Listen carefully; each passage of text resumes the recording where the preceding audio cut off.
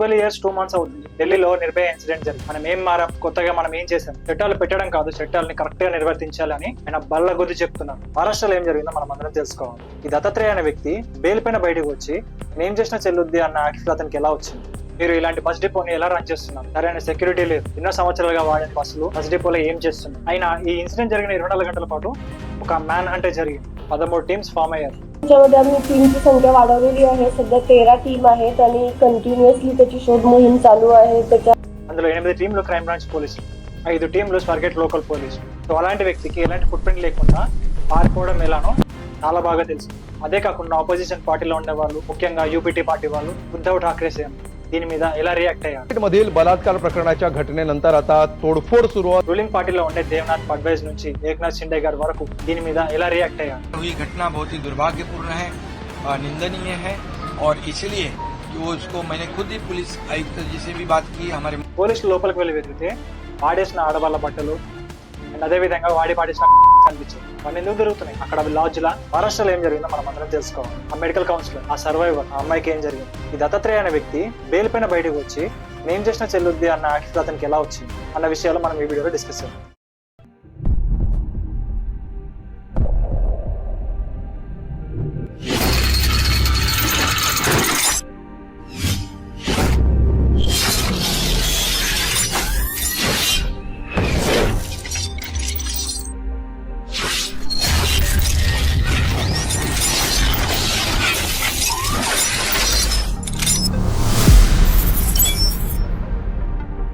Discuss చేసే ముందు వీడియోని లైక్ చేయండి అండ్ కంప్లీట్ గా చూడండి. ఛానల్ సబ్స్క్రైబ్ చేసుకోవడం మర్చిపోకండి. Hello guys, welcome to business park. Late చేయకుండా వీడియోలోకి వెళ్తాం. సర్చ్ ఆపరేషన్ ఎలా జరిగింది? ఈ దత్తాత్రేయ అనే వ్యక్తి పైన ₹1,00,000 బౌంటీ ఎందుకు పెట్టారు? అసలు ఈ దత్తాత్రేయ అనే వ్యక్తి ఏం చేశాడు? ఫైనల్ గా డ్రోన్స్, స్నిఫర్ ని పెట్టి అతన్ని ఎలా పట్టుకున్నారు? ఇవన్నీ మనకు తెలియాలి అంటే ఫస్ట్ ఈ దత్తాత్రేయ అనే వ్యక్తి ఏం చేశాడో మనకు తెలియాలి. మహారాష్ట్రలో పూణే అనే ఒక సిటీ ఉంది. ఆ సిటీలో ఫేమస్ బస్ స్టాండ్ ఒకటి ఉంది. అది ఈశ్వర్గేట్ బస్ డిపో. ఒక మెడికల్ కౌన్సిలర్ తన సొంతూరికి వెళ్ళడానికి టైం దొరికిందని చెప్పి 2 గంటల బస్ జర్నీకి మార్నింగ్ 5:45 కి ఈ ఈశ్వర్గేట్ బస్ డిపోకి వచ్చింది. లగేజ్ అంతా పట్టుకొని ఉండడం, ఆ అమ్మాయి ఒంటరిగా ఉండడం చూసి రిపీట్ అఫెండర్ అయిన దత్తాత్రేయ అక్కడే ఉన్నాడు. మరి దొంగతనాలు చేయడానికి ఉన్నాడో, చైన్ స్నాచింగ్ చేయడానికి ఉన్నాడో మనకైతే తెలియదు. అమ్మాయి దగ్గరికి వెళ్ళి మీరు ఏ బస్ ఎక్కాలనుకున్నారో తెలుసు అని దీది అంటే అక్క అని పిలిచి, అంటే అక్క అనే పదం వాడి భయంగా వస్తున్న అమ్మాయిని చాలా కాన్ఫిడెంట్ గా తీసుకెళ్లారు. బస్ డిపో ఎలా ఉంది అంటే ఏవైతే యాక్టివ్ బస్సెస్ ఉంటాయో అక్కడ లైట్స్, టీవీస్, CCTVs అన్ని ఉంటాయి. బస్ డిపో బౌండరీ దగ్గర ఏవైతే కొన్ని బస్సులు ఉన్నాయో అవి కొన్ని సంవత్సరాలుగా ఇంకా చెప్పాలంటే కొన్ని దశాబ్దాలుగా వాడట్లేదు. ఆ బస్సులకు లాకులు కూడా వేయకుండా అసలు ఆ బస్సులు అక్కడ ఏం చేస్తున్నాయో కూడా తెలియదు. ఆ బస్సులు అక్కడ ఎందుకు ఉన్నాయో కూడా తెలియదు. ఆ బస్సులు అక్కడ నుంచి వెళ్ళవు. ఒక జర్నీ అనేది ఆ బస్సులో ఉండవు. డస్ట్ పట్టేసి అవి ఎలా ఉన్నాయండి? ఒక తుప్పు పట్టేసిన బస్సుల్లా ఉన్నాయి. అదేంటి గవర్నమెంట్ రన్ బస్ స్టాప్స్ ఇలా ఉన్నాయి ఏంటి అని చెప్పేసి మీకు డౌట్ రావచ్చు. ఈ దత్తాత్రేయ అనే వ్యక్తి చాలా కాన్ఫిడెంట్ గా ఈ అమ్మాయిని బస్ డోర్ దాకా తీసుకెళ్లాడు. చాలా చీకటిగా ఉంది. ఆ అమ్మాయికి ఆల్రెడీ భయం మొదలైంది. లోపల ఇంత చీకటిగా ఉంది, ఎవరు లేరేంటి అని చెప్పేసి అమ్మాయి అడిగింది. లేదంటే ఇంకాసేపట్లో స్టార్ట్ అవుద్ది, ఒక అర్ధ గంటలో స్టార్ట్ అయిపోద్ది అని చెప్పేసి అమ్మాయిని లోపలికి ఎక్కించాడు. ఫస్ట్ చీకటిగా ఉండడంతో అమ్మాయి ఫ్లాష్ లైట్ ఆన్ చేసి ఏదైనా సీట్ దగ్గర కూర్చుందామని చెప్పేసి ఆమె సీట్ దగ్గరికి వెళ్ళి వెంటనే దత్తాత్రేయ అనే వ్యక్తి బస్ డోర్ లాక్ వేసేసాడు. వెంటనే అమ్మాయి దగ్గరికి వెళ్ళి ఆ అమ్మాయి వెనకాల నడుస్తుంది. అమ్మాయిని బస్ ఎక్కించి Swargate police station 100 metre radius లో ఉంది అనగానే ఈ అత్యాచారానికి పాల్పడ్డాడు. ఇదంతా CCTVలో క్యాప్చర్ అయింది. ఏదైతే హీనియస్ యాక్ట్ ఉంటుందో ఆ అమ్మాయి పైన ఇతను అత్యాచారం చేశాడు. అలా చేస్తున్నప్పుడు ఆ అమ్మాయి హెల్ప్ కోసం బయటకి ఎందుకు అరవలేదు అన్న డౌట్ అందరికీ వచ్చింది. కానీ విక్టిమ్ ని బ్లేమ్ చేయలేదు. ఎందుకంటే ఈ దత్తాత్రేయ అనే వ్యక్తి ఆమెను భయపెట్టి ఉండొచ్చు. అండ్ ఈ బస్సు కూడా రెగ్యులర్ జనాలు ఉండి అండ్ రెగ్యులర్ గా బస్సులు తిరిగే ప్లేస్ నుంచి చాలా దూరంలో ఉంది. మనం ఎప్పుడు విక్టిమ్ బ్లేమింగ్ చేయొద్దు, ఇది చాలా తప్పు. ఎందుకంటే ఆ సిచ్యువేషన్ ఏం జరిగిందో మనకు తెలియదు కాబట్టి. అది ఏదైతే ఆ దుర్మార్గమైన చర్య ఉందో అది అవ్వగానే అక్కడ నుంచి లేచి పరిగెట్టి పారిపోయాడు. ఈ పర్టికులర్ ఇన్సిడెంట్ లో అలా జరిగిన అమ్మాయి వెంటనే కోలుకొని బస్సు దిగి బయటికి వచ్చి ఒక సర్వైవర్ లాగా తనకు ఆ టైంలో ఏం చేయాలో తెలియదు. ఆ అమ్మాయి వాళ్ళ ఇల్లు అక్కడ నుంచి 100 కిలోమీటర్స్ దూరం ఉంది. సో ఆ పల్టాన్ బస్ పట్టేసుకుని సతారా డిస్ట్రిక్ట్ బస్ ఎక్కేసి అమ్మాయి వాళ్ళ ఇంటికి వెళ్ళిపోయింది. చాలాసేపు ఎవరికి చెప్పకుండా ఉంది. చాలాసేపు తర్వాత తన one of the closest friend అయిన ఆ వ్యక్తి అమ్మాయి అబ్బాయి అనేది తెలియదు, ఆ వ్యక్తికి చెప్పింది. వెంటనే మనం వెళ్ళి స్వర్గేట్ పోలీస్ స్టేషన్ లో కంప్లైంట్ ఇద్దాం. నీకేం జరిగిందో నువ్వు అది పోలీసులకు చెప్పాలి అని అమ్మాయిని పుష్ చేసి పోలీస్ స్టేషన్ దాకా వెళ్లి అమ్మాయితో కంప్లైంట్ ఇప్పించారు. సిటీ మధ్యలో గవర్నమెంట్ రన్ బస్ స్టాండ్ లో ఇది జరగడంతో వెంటనే ఈ ఇన్సిడెంట్ అనేది వైరల్ అయిపోయింది. న్యూస్ ఛానల్స్ వచ్చేసాయి, మీడియా కవరేజ్ వెళ్ళిపోయింది. ప్రజలందరూ జస్టిస్ కోసం అడగడం మొదలు పెట్టారు. దీనిపైన ex chief justice of India DY Chandrachud గారు మాట్లాడుతూ 12 years 2 months అవుతుంది ఢిల్లీలో నిర్భయ ఇన్సిడెంట్ జరిగింది. మనం ఏం మారాం, కొత్తగా మనం ఏం చేసాం, చట్టాలు పెట్టడం కాదు, చట్టాలని కరెక్ట్ గా నిర్వర్తించాలని ఆయన బల్ల గుద్ది చెప్తున్నారు. దీంతో మహారాష్ట్ర డిప్యూటీ సీఎం అయిన ఏక్నాథ్ షిండే గారు రియాక్ట్ అయ్యారు.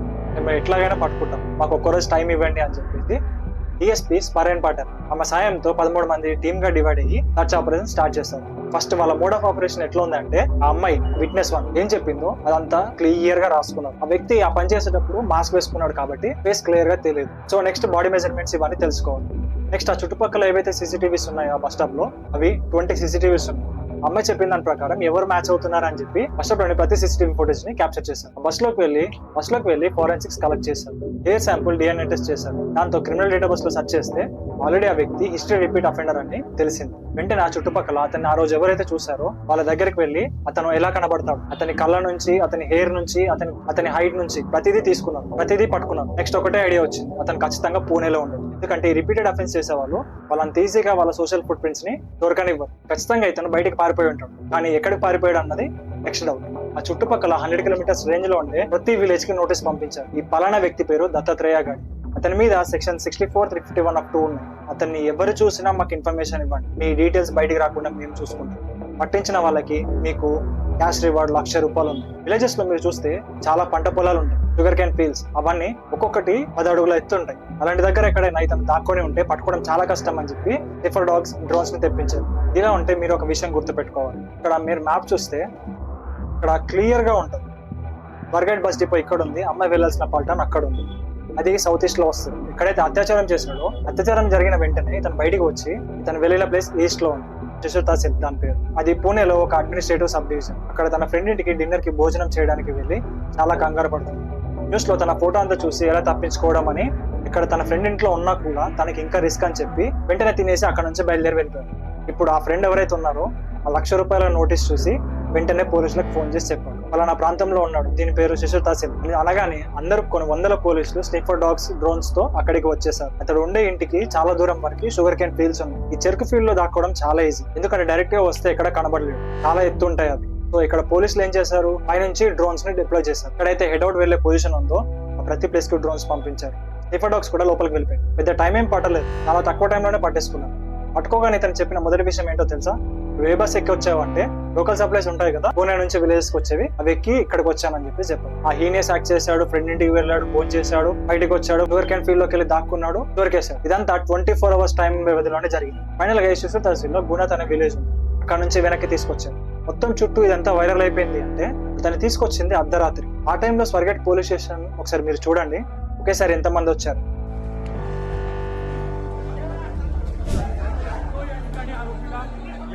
నెక్స్ట్ ఇతన్ని పట్టుకెళ్లి కోర్టు ముందు జ్యుడిషియల్ కస్టడీ ఏదైతే ఉందో అది ఇస్తారు. రిపీటెడ్ అఫెండర్ కాబట్టి కోర్టు ఏం డిసిజన్ ఇస్తుందో చూడాలి. ఆ అమ్మాయి సర్వైవర్ ఎలాంటి భయం లేకుండా చాలా ధైర్యంగా వచ్చి కంప్లైంట్ ఇచ్చింది. అలా చెప్పకుండా ఎంతమంది ఉంటారు.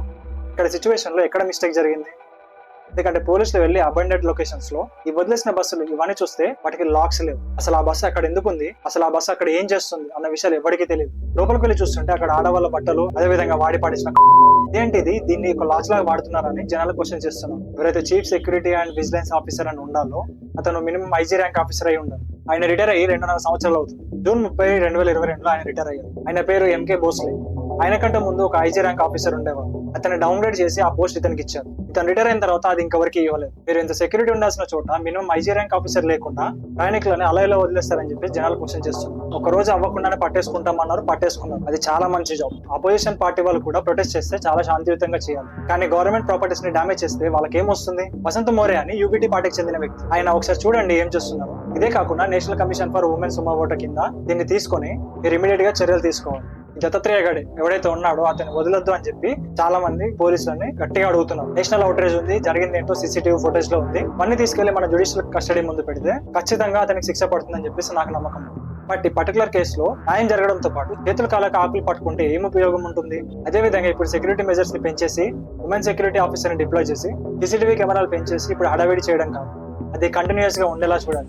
ఏవైతే దిక్కుమాల బస్సులు ఉన్నాయో అవి వెంటనే అక్కడ నుంచి తీసేయాలి, ఎందుకంటే వాటితో ఉపయోగం అన్నది లేదు. దాన్ని స్క్రాప్ చేసేసేయాలి. DIG ర్యాంక్ ఆఫీసర్ ప్లేస్ ఏదైతే ఉందో ఆ ప్లేస్ ని మళ్ళీ ఒక IG ర్యాంక్ ఆఫీసర్ కి ఇవ్వాలి. విజిలెన్స్ ఆఫీసర్ ఖచ్చితంగా ఒక వ్యక్తి ఆ ప్లేస్ లో ఉండాలి.